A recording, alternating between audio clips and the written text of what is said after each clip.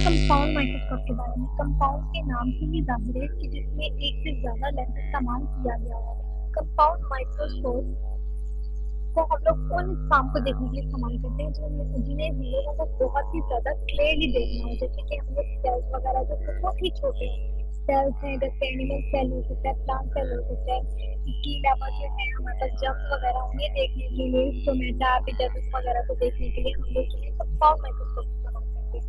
Compound microscope की magnifying power जो magnifying glass या सिंपल माइक्रोस्कोप है उसके मुकाबले में बहुत ज्यादा होती है, क्योंकि इसकी कंस्ट्रक्शन में जो है हम लोग दो कन्वेक्स लेंस इस्तेमाल करते हैं। जैसा कि आप इसे मतलब देख सकते हैं, ये आईपीस होता है जहाँ पे हम लोग देखते हैं ऑब्जेक्ट को, और ये हमारे पास डायोप्टर एडजस्टमेंट होती है जिससे हम एडजस्टमेंट करते हैं। इसके अलावा ये चीज हमारी हेड होती है, उससे थोड़ा सा नीचे हमारे ऑब्जेक्टिव लेंस लगे होते हैं। ये चीज हमारी जो है फ्रेम या आर्म कहलाती है, इससे थोड़ा सा नीचे हमारे पास एक स्टेज होता है। स्टेज के ऊपर बिल्कुल जैसे सिंपल माइक्रोस्कोप की बात की गई थी बिल्कुल ऐसे ही इसमें होता है, लेकिन फर्क सिर्फ इसमें दो लेंस का आ जाता है। उसमें हम लोग एक लेंस इस्तेमाल करते थे कॉम्प्लेक्स लेंस जो है हमारा कन्वेक्स लेंस, और यहाँ पर हम लोग दो कन्वेक्स लेंस इस्तेमाल करते हैं। ये वाली जो चीज है जिसे हम लोग स्टेज कहते हैं, यहाँ पर दो क्लिप्स लगे होते हैं जिनके दरमियान हम लोग स्लाइड रखते हैं। स्लाइड के ऊपर वो मटेरियल रखते हैं जिसे हम लोगों को माइक्रोस्कोप के अंदर देखना होता है। इससे थोड़ा सा नीचे यहाँ पर हमारे पास एक नॉब होती है, ये बड़ी बड़ी नॉब को हम लोग कोर्स कहते हैं। कोर्स जो फोकसिंग होती है उससे थोड़ा सा आगे छोटी सी ब्लू कलर की नॉब आपको नजर आ रही है, इसे आप फाइन फोकसिंग कहते हैं। इनकी अगर आपको बहुत फाइन देखना हो तो आप इस नॉब को घुमाते हो, और अगर थोड़ा सा मोटा या बड़ा बड़ा देखना हो यानी कि आपको कोर्स देखना हो जिसमें इतना फाइन आपको ना दिखे तो आप वहाँ पे कोर्स जो है एडजस्टमेंट करते हैं। इसके अलावा कि थोड़ा सा नीचे यहाँ पर आपके पास जो है ये वाला बटन आप देख रहे हैं, ये लाइट स्विच होता है, यानी लाइट को ऑन ऑफ करने के लिए होता है। और इससे थोड़ा सा आगे यहाँ पर ब्राइटनेस होती है, मतलब कि आपको कितनी लाइट चाहिए, आपको ब्राइट लाइट चाहिए, थोड़ी सी डिम चाहिए, थोड़ी सी लाइट, जिस तरह आपको लाइट की रिक्वायरमेंट होती है आप इस वाले बटन को घुमा के एडजस्ट कर देते हैं। ये वाली जो चीज है ये आपका इल्यूमिनेटर है, जिससे लाइट इमिट होती है। लाइट जो है आपके डायफ्राम पे डलती है और वो रिफ्लेक्ट होके आपकी जो इमेज है स्लाइड पे पड़ती है और आपको इमेज काफी क्लियरली नजर आ जाता है, और ये आपका मैकेनिकल स्टेट होता है। तो ये कुछ कंस्ट्रक्शन थी कि किस तरह से हमारी कंपाउंड माइक्रोस्कोप का स्ट्रक्चर की गई है। अब अगर इसके काम करने के तरीकों को देखा जाए तो हमने जैसे कि कहा कि इसके अंदर दो कन्वेक्स लेंसेज इस्तेमाल किए जाते हैं, एक ये कन्वेक्स लेंस और एक ये कन्वेक्स लेंस। दो कन्वेक्स लेंस में से एक कन्वेक्स लेंस को हम लोग ऑब्जेक्टिव लेंस कहते हैं और दूसरे को आईपीस लेंस कहते हैं। इसे आईपीस इसलिए कहते हैं कि यहाँ पर हमारी आईज होती है और हम आईज से इस तरह इमेज को देखते हैं। लेफ्ट साइड जो आईज की तरफ हमारा लेंस होता है उसे हम लोगों ने आईपीस लेंस कह दिया, और जो ऑब्जेक्टिव की साइड पे लेंस होता है उसे हम लोग ऑब्जेक्टिव लेंस कहते हैं। सबसे पहले हम करते हैं कि हम अपना ऑब्जेक्टिव पहले वाले लेंस जिसे ऑब्जेक्टिव लेंस कहते हैं उसके सामने रखते हैं। अगर मैं मान लीजिए कि कनकेव जो हमारा कन्वेक्स लेंस है, चूंकि हम लोग कन्वेक्स लेंस इस्तेमाल करते हैं तो कन्वेक्स लेंस कहते हैं कि ये हमारा जो ऑब्जेक्ट है उसका नाम दे देते हैं कि ये ई है। इसे हम लोगों ने यहाँ पर रखा। इसमें लाइट की सोर्स इस पॉइंट ई से गुजरती हुई प्रिंसिपल फोकस से गुजरती हुई एक पॉइंट तक पहुंच जाती है, और ए से एक रे इसके सेंटर ऑप्टिकल सेंटर से गुजरती हुई एक पॉइंट तक आ जाती है, जैसे कि आप लोगों ने लेंस फॉर्मूला में देखा था। तो यहाँ पर जहाँ ये दोनों रेज आपस में मर्ज होती हैं, मिलती है जिस पॉइंट पर, वहाँ पर आपको एक इमेज मिल जाता है। यानी कि अगर आप देखें तो ये चीज आपके पास जो ड्राइंग है ये आपको एक इमेज दे देती है। यहाँ पर अगर आपका ऑब्जेक्ट ओ बी था तो यहाँ पर आके आपके पास ए डैश और बी डैश उसका इमेज आ जाता है। अब इस चीज का जो आपको इमेज मिला है आई पीस के लिए ये चीज ऑब्जेक्ट बन जाती है, जो चीज आपका ऑब्जेक्टिव लेंस के लिए ऑब्जेक्ट था, यानी कि ये वाली चीज जो है आपकी ऑब्जेक्टिव लेंस के लिए ऑब्जेक्ट है, और इसका जो इमेज आपको मिला है वो इमेज अब आई पीस के लिए वर्क करेगा एज अ ऑब्जेक्ट। तो मैं इसे यहाँ लिखूँ कि ये इस तरह से यहाँ पे लिख देती हूँ कि वर्क करेगा वर्क एज ऑब्जेक्ट और आई पीस लेंस, यानी आई लेंस के लिए अब एक ऑब्जेक्ट बन गया। तो जब ये ऑब्जेक्ट बन गया तो आप अगर गौर करें कि इसके पॉइंट ए से जो रे है वो यहाँ पर इसके अगले वाले कन्वेक्स लेंस यानी आईपीस लेंस के सेंटर से गुजरेगी और यहाँ तक आपकी आंख तक पहुंचेगी। इसके अलावा दूसरी रे जो है वो यहाँ से आएगी, मतलब कि एक रे यहाँ से गई और कुछ रेज यहाँ से गई। हम लोग क्या करते हैं कि हम लोग पॉइंट ए से रे को पीछे की तरफ एक्सटेंड करते हैं, क्योंकि हम लोगों ने पिछली वीडियो में मैं बात की थी कि जो माइक्रोस्कोप है उसमें कन्वेक्स के केस में जो है हमारे पास क्रिस्टल इमेज आता है। तो हम लोग जब इसको पीछे की तरफ एक्सटेंड करते हैं इन दोनों लाइन्स को, तो यहाँ पर आके ये लाइन हमें मिल जाती है और यहाँ पर आके ये जो इमेज बनाती है लेफ्ट साइड से मैं कह देती हूँ कि ये A1 और ये और इस पॉइंट को कह देती हूँ B1, जहाँ पर उसका B वाला पॉइंट था। तो इस तरह से इस कंपाउंड माइक्रोस्कोप में होता है कि जो ऑब्जेक्ट आपका ऑब्जेक्टिव के लिए ऑब्जेक्टिव के केस में आपका इमेज बनता है, वो इमेज आपका आईपीस के लिए वर्क करता है एज अ ऑब्जेक्ट। और इस तरह से अगर आप गौर करें तो आप देखेंगे कि कितना सा ऑब्जेक्ट था। आपकी एक लेंस को जैसे कि आप इस तरह से देखेंगे कि आपके पास इतना सा एक ऑब्जेक्ट है AB, आपने इसे गुजारा है कन्वेक्स लेंस से बात करा है और कन्वेक्स लेंस ने आपको इसका इतना सा इमेज दे दिया, यानी कि उसके मुकाबले में काफी बड़ा। अब इसके मुकाबले में इसके आगे आपने एक और कन्वेक्स लेंस रख दिया, कन्वेक्स लेंस समझ लीजिए कि यहाँ पर रख दिया। अब ये कन्वेक्स लेंस क्या करेगा कि इसके इमेज को उसने मजीद यहाँ पर इतना ज्यादा बड़ा कर दिया, तो आप फर्क देख सकते हैं कि एक कन्वेक्स लेंस इस्तेमाल करने से आपको इतना बड़ा इमेज मिला और एक और कन्वेक्स लेंस इस्तेमाल करने से आपको बहुत बड़ा इमेज मिला, यानी कि वाकई ये मैग्नीफाई करता है और डबल मैग्नीफाई कर देता है कंपेयर टू हमारे सिंपल माइक्रोस्कोप के मुकाबले में।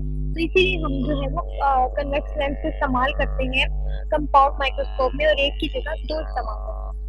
अब अगर देखा जाए तो हमें ये तो मालूम है कि ये हमारा ऑब्जेक्ट है। ऑब्जेक्टिव लेंस की केस की अगर सिर्फ बात की जाए तो ये हमारा ऑब्जेक्ट है और ऑब्जेक्ट और इसके दरमियान प्रिंसिपल जो हमारा ऑप्टिकल सेंटर है के दरमियान जो डिस्टेंस है वो T होता है। इसके बाद जो हमारा इमेज बना है इस ऑब्जेक्टिव लेंस को इस्तेमाल करते हुए वो हमारे जो ऑप्टिकल सेंटर से लेके इस पॉइंट तक आया है FE तक। इस पॉइंट तक आके हमें जो इमेज मिला है डैश पर, इसे हम लोग कहते हैं कि ये वाला डिस्टेंस जो है वो Q है, यानी ये वाला डिस्टेंस P और ये वाला डिस्टेंस Q है। अब अगर मैं सिर्फ ऑब्जेक्टिव लेंस की बात करूँ, सिर्फ मुझे ऑब्जेक्टिव लेंस की मैग्नीफाई पावर चाहिए, तो आपको मालूम है कि सिर्फ अगर मैं ऑब्जेक्टिव लेंस की बात करूँ ऑब्जेक्टिव लेंस, तो एक और आपको बात बताती चली जाऊं कि जो ऑब्जेक्टिव लेंस है ये ये काम करता है एज अ मैग्नीफाई ग्लास। और जब इसके साथ एक और आईपीस रख देते हैं, हम एक आईपीस लेंस इस्तेमाल करते हैं, तब ये दोनों जो है वो मिल के काम करते हैं एज अ कंपाउंड माइक्रोस्कोप। तो सिंपल इज दैट कि जो ऑब्जेक्टिव लेंस का सारा काम होता है ना, ये बिल्कुल सिंपल माइक्रोस्कोप की तरह होता है। और अगर मुझे सिंपल माइक्रोस्कोप की तरह इसकी अगर मैग्नीफाई पावर निकालनी पड़े तो इसकी जो मैग्नीफाई पावर है उससे बिल्कुल मैं वही मेथड इस्तेमाल करूंगी जो मैंने लास्ट टाइम सिंपल माइक्रोस्कोप के लिए इस्तेमाल किया था। अब आप यहाँ से देख सकते हैं कि यहाँ पर आपके पास एक ट्राइंगल जो है वो ये वाली बन जाती है, इसे मैंने पर्पल कलर से शेड किया, यानी कि ABC। अगर इसे इस तरह से लिखूं कि ये E है, ये B और ये आपका C, यानी कि ऑप्टिकल सेंटर, ये आपकी एक ट्राइंगल है। इसके अलावा यहीं पर आपको दूसरी ट्राइंगल जो कि आपके इमेज की वजह से बनी है उसे आप देख सकते हैं, जो कि एक ट्राइंगल आपकी ये है। इसके अलावा एक ट्राइंगल आपकी ये वाली बनती है इस पूरी की पूरी डायग्राम में, और तीसरी ट्राइंगल जो आपकी बनती है वो ये वाली ट्राइंगल बनती है। इसे मुझे दूसरे कलर से बताना चाहिए, इस कलर से एक ट्राइंगल आपकी ये वाली बनती है जो कि आपकी छोटी वाली ट्राइंगल को अपने अंदर ले लेती है, यानी कि इस ट्राइंगल को मुझे इस तरह से कहना चाहिए कि आपके पास एक ट्राइंगल बनती है जिसे आप A B C कहते हैं। दूसरी ट्राइंगल आपके पास जो बनी है वो है A डैश, आपके पास A dash B dash FO, यानी कि ऑब्जेक्टिव की फोकल लेंथ। यहाँ पे जो FO लिखा है ना, ये ऑब्जेक्टिव लेंस के लिए फोकल लेंथ लिखा हुआ है। ये ट्राइंगल है। जो तीसरी ट्राइंगल है आपके पास वो आपकी A1 C into B1 है। तो आपको जैसे मैंने बताया कि ऑब्जेक्टिव लेंस का जो सारा काम है वो आपकी बिल्कुल जो सिंपल माइक्रोस्कोप या मैग्नीफाई माइक्रोस्कोप है बिल्कुल उसी की तरह है। उसी की तरह हम इसकी मैग्नीफाई पावर निकाल सकते हैं, लेकिन वो निकालने के लिए सबसे पहले आप ये ऑब्जेक्ट की वजह से बनने वाले माइक्रोस्कोप का जो है ट्राइंगल इसे कंसीडर करिए, जो कि A B और C है। इसके अलावा ये तो आपका असल में एक ऑब्जेक्ट है ना A B, और इससे जो आपको फाइनली इमेज मिलता है वो इस ऑब्जेक्ट की वजह से जो फाइनल इमेज आपको मिला है वो तो A डैश B डैश है। अगर मैं इसी इन दोनों के दरमियान ही सिर्फ कंपैरिजन करूं तो आप देखेंगे कि ये आपका ऑब्जेक्ट की वजह से बनने वाला ऑब्जेक्ट है A B, और इसकी वजह से जो आपको फाइनल इमेज मिलता है वो ये है, ये B1, ये A1 और यहाँ पर आकर C, ये चीज आपकी C थी। तो अगर यहाँ पर मैं दोनों ट्रायंगल के दरमियान जो है वो रिलेशनशिप निकालूं तो मुझे ये कहना चाहिए कि ट्रायंगल ए सी बी को हम लोग जो है वो कंपेयर कर रहे हैं, इनमें रिलेशनशिप निकाल रहे हैं, इसको कंपेयर कर रहे हैं हम बी डैश सी ए डैश से। जैसे कि हम लोगों ने सिंपल माइक्रोस्कोप में भी किया, फिर नेट लेंथ और कंकेव लेंथ के फार्मूला में भी इस्तेमाल किया, लेंथ फार्मूला में, कि अगर हम दो ट्राइंगल में अगर हम रिलेशनशिप देखना चाहें तो हम करते ये हैं कि उनकी जो परपेंडिकुलर है, ये जो उनके परपेंडिकुलर हैं, इनको आपस में डिवाइड कर देते हैं, यानी कि इनकी जो रेशो है इनकी बेसिस के रेशो के इक्वल आ जाती है। तो अगर यही काम सेम यहाँ पर मैं करूँ तो मुझे इस तरह से करना चाहिए कि ए डैश बी वन ए वन, अगर यहाँ पे मैं लिखूँ बी वन ए वन, तो इस चीज को मैं ए बी पे डिवाइड कर सकती हूँ। क्योंकि मैंने ट्राइंगल 2 को ऊपर लिखा है तो मुझे इसकी बेस को ही ऊपर लिखना चाहिए, जो कि A one C divided by B C. इस तरीके से है ना ए बी और ये बी सी। अब अगर आप देखें तो अगर मैं बी वन और ए वन को कोई सपोज कि मैं इसे कह देती हूँ कोई ना कोई हाइट है जिसे मैं एच वन कह देती हूँ, क्योंकि ये ए वन और बी वन है तो इनकी वजह से जो हाइट बनी है वो उसे एच वन सेट कर देते हैं। तो यहाँ पर अगर मैं एच वन लगा दूँ और ए बी की जो हाइट है उसे सिंपल एच कह दूँ तो यहाँ पर एच वन और एच आ जाएगा, और ये बराबर है A C divided by C, A one C into B C के, A one into C divided by B C की। अभी मैं इसका कंपैरिजन करूंगी तो ये तो मेरी कंपैरिजन में काफी मुश्किल हो जाएगा। इस तरह से तो यहाँ पे अगर मैं इसको जब सपोज डी लिख लूँ और इसको भी डी लिख लूँ तो ये दोनों तो आपस में डी डी करके कैंसिल हो जाएंगे, ये कैंसिल तो हो जाएंगे लेकिन वन बचेगा जो कि मेरे लिए कोई फायदा नहीं। तो इसके अच्छा मुझे फिर इसके अलावा कोई मेथड सोचना पड़ेगा, यानी कि ये वाला मेथड हम अप्लाई नहीं कर सकते। हम इनकी जो परपेंडिकुलर की रेशियोज हैं उन्हें आपस में नहीं डिवाइड कर सकते। तो इसके अलावा कोई मेथड अब हमें सोचना पड़ेगा कि ऐसा कौन सा मेथड है जिसे हम लगाएं तो हमारे पास ये ट्राइंगल सॉल्व हो जाए।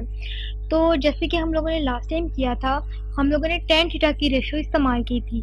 तो अगर tan थीटा को ही मैं दोबारा इस्तेमाल कर लूँ यहाँ पर तो आप देखेंगे कि ये जो परपेंडिकुलर है, अगर मैं ट्राइंगल की बात करूँ कि ट्राइंगल ए सी और बी की बात करूँ, क्योंकि हम लोगों ने जो पहले मेथड इस्तेमाल किया है उसमें वन आ रहा है और वन हमें नहीं चाहिए, दैट्स वाई वो वाला मेथड हम नहीं लगा सकते।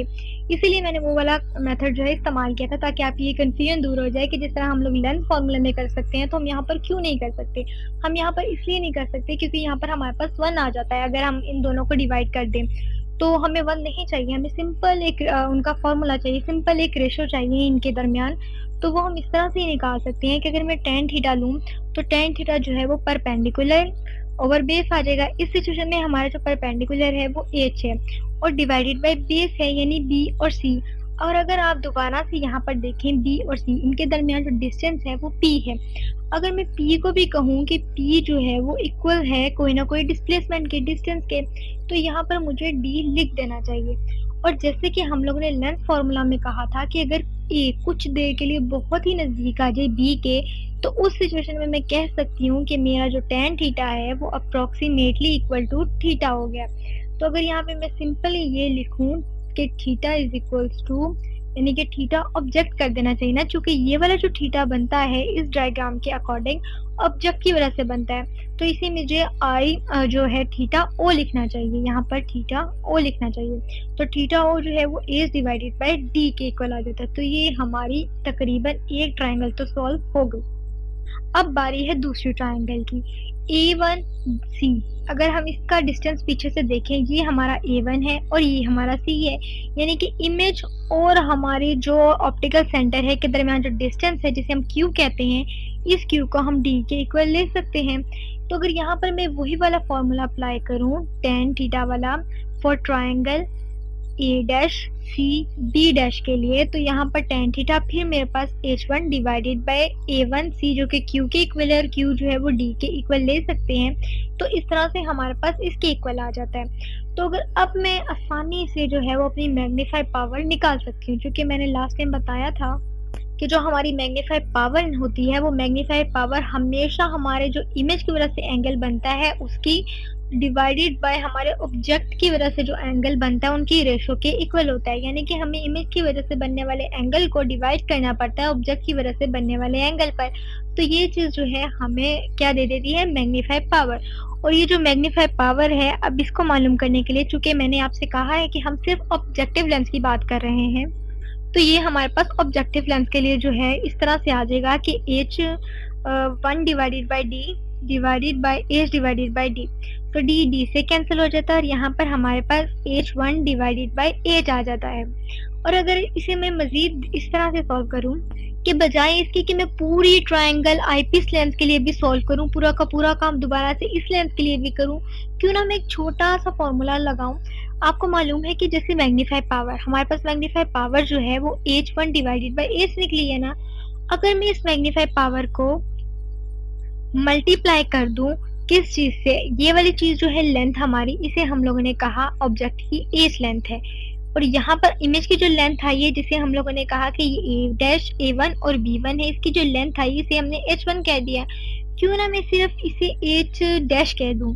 ये जो हमारा इमेज है यहाँ पर A डैश B डैश था, उसकी जो लेंथ बनी है, चूंकि ये वाला इमेज जो है ये हमारे ऑब्जेक्टिव लेंस ने बनाया है, जिसने काम किया है as objective for eyepiece lens. तो इसकी जो लेंथ है उसे मैं अगर थोड़ी देर के लिए ये कह दूं कि ये H डैश है, तो अगर मैं यहाँ पे थोड़ा सा एडिशनल काम ऐसे करूँ कि मैं ऊपर भी एच डैश और नीचे भी एच डैश से डिवाइड करूँ, यानी अगर किसी भी चीज़ को मल्टीप्लाई और डिवाइड एक ही रकम से किया जाए तो इससे फ़र्क नहीं पड़ता। अब इससे क्या होगा कि अगर मैं H1 को डिवाइड कर दूँ एच डैश से और एच डैश को डिवाइड कर दूँ मैं इससे एच से, तो आप गौर करें कि H1 divided by H dash, इसे थोड़ा सा अगर आप पीछे जाके देखें तो यानी कि ये आईपीस का इमेज बना है, किस इमेज की वजह, किस ऑब्जेक्ट की वजह से, जो कि एच डैश है। यानी एच डैश ने जो काम किया वो ऐसा ऑब्जेक्ट किया है और उस ऑब्जेक्ट की वजह से ये वाला हमारे पास जो है इमेज बना है। और मैग्नीफाई पावर यही तो होती है कि जो आपकी इमेज का साइज है वो ऊपर आता है डिवाइडेड बाय आपके ऑब्जेक्ट का आता है। तो इस सिचुएशन में हमारी जो इमेज की लेंथ आई है वो H1 है और H1 divided by H dash, तो मुझे ये कहना चाहिए कि ये मैग्नीफाई पावर है, ये जो है ये मैग्नीफाई पावर है फॉर आईपीस लेंस के लिए। और जो H डैश है डिवाइडेड बाय H, अगर इस चीज़ पे गौर करें H dash divided by H, तो ये हमारा ऑब्जेक्ट था फॉर ऑब्जेक्टिव लेंस।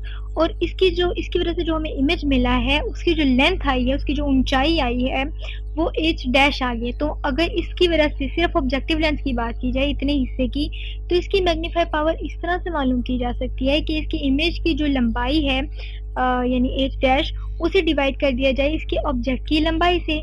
तो ये चीज़ जो है हमारे पास ऑब्जेक्टिव लेंस की जो मैग्नीफिकेशन पावर आ जाती है, क्योंकि मैग्नीफिकेशन पावर होता ही ये है कि आपकी इमेज की जो लेंथ है उसे डिवाइड कर दीजिए ऑब्जेक्ट की लेंथ से। तो ये मेरे पास जो है मैग्नीफिकेशन आ गई है ऑब्जेक्ट की। तो इस तरह से मैं कह सकती हूँ कि जो मैग्नीफाई पावर होती है फॉर कंपाउंड माइक्रोस्कोप्स वो इक्वल होती है दोनों के मल्टीप्लिकेशन के, यानी कि हमारे आईपीस के, हमारे ऑब्जेक्टिव लेंस और हमारे आईपीस लेंस के जो मैग्नीफिकेशन है उनका प्रोडक्ट होती है ये माइक्रोस्कोप। यहाँ पर हमारे पास ME इंटू MO आ गया। और जैसे कि मैंने आपसे कहा है कि हमारा जो MO यानी कि हमारा जो ऑब्जेक्टिव लेंस है वो वर्क करता है एज अ सिंपल माइक्रोस्कोप या मैग्नीफाई ग्लास। तो अगर यहाँ पे मैं उसकी वैल्यू भी लगा दूं, जो कि आपको याद होगा कि उसकी वैल्यू थी 1 प्लस D बाई एफ, तो ये हमारी MO into multiply by FE। तो ये चीज़ भी आप सिंपल ये कंपाउंड माइक्रोस्कोप के फॉर्मूला में रख सकते हैं। तो कंपाउंड माइक्रोस्कोप से आपको ये फ़ायदा होता है कि अगर आपके पास एक छोटा सा ऑब्जेक्ट है तो उसे आप बजाय इसके कि इतना बड़ा करके देखें, आप उसे 4 गुना बड़ा करके देख सकते हैं। जैसे कि अगर ये एक ऑब्जेक्ट है, इसकी 1 मीटर लेंथ है, आपको ऑब्जेक्टिव लेंस इस्तेमाल करने से इसकी जो लेंथ है या इसका जो इमेज है वो 2 मिलेगा। और फिर एक आईपीस इस्तेमाल करने से इसका जो इमेज है वो 4 टाइम्स इंक्रीज होके 4 मिल जाएगा। यानी कि इसको इस्तेमाल करने का फ़ायदा ये है कि इससे इमेज जो है वो बहुत इनलार्ज और मैग्नीफाई होकर नज़र आता है। दैट्स वाई हम इसे मुख्तलिफ चीज़ों को देखने के लिए इस्तेमाल करते हैं। तो होप सो आपको काफ़ी हद तक समझ आ चुका होगा। मैंने इसको दूसरे तरीके से भी समझाने की कोशिश की है, एक दूसरा फार्मूला लगा के ट्राइंगल का, जो कि गलत था, ताकि आपके ज़हन से वो कांसेप्ट खत्म हो जाए कि जो चीज़ हम लेंस में करते हैं, लेंस फ़ॉर्मूला में, वो भी हम यहाँ पर अप्लाई कर सकते हैं। वो चीज़ हम यहाँ पर नहीं अप्लाई कर सकते थे क्योंकि उस सिचुएशन में हमारे पास 1 आ जाता है और हमें सिर्फ़ सिंपल मैग्नीफिकेशन का फ़ॉर्मूला चाहिए, जो कि ट्रायंगल्स को सॉल्व करने से ही यानी कि tan थीटा की रेशियो लेने से ही हमारे पास आता है। तो ये जो मैग्नीफिकेशन का फ़ॉर्मूला है, वो magnification power of eyepiece lens into magnification power of objective lens से ही हमारे पास निकलता है। इसीलिए हम सिंपल जो कंपाउंड माइक्रोस्कोप है उसके अंदर 2 कन्वेक्स लेंस इस्तेमाल करते हैं इसकी कंस्ट्रक्शन में। तो ये सिंपल जो है वो हमारे पास कंपाउंड माइक्रोस्कोप की कंस्ट्रक्शन थी और उसकी वर्किंग थी और उसको जो है मैग्नीफिकेशन फार्मूला था कि इसे किस तरह से अप्लाई किया जाता है और ये किस तरह से काम करती है।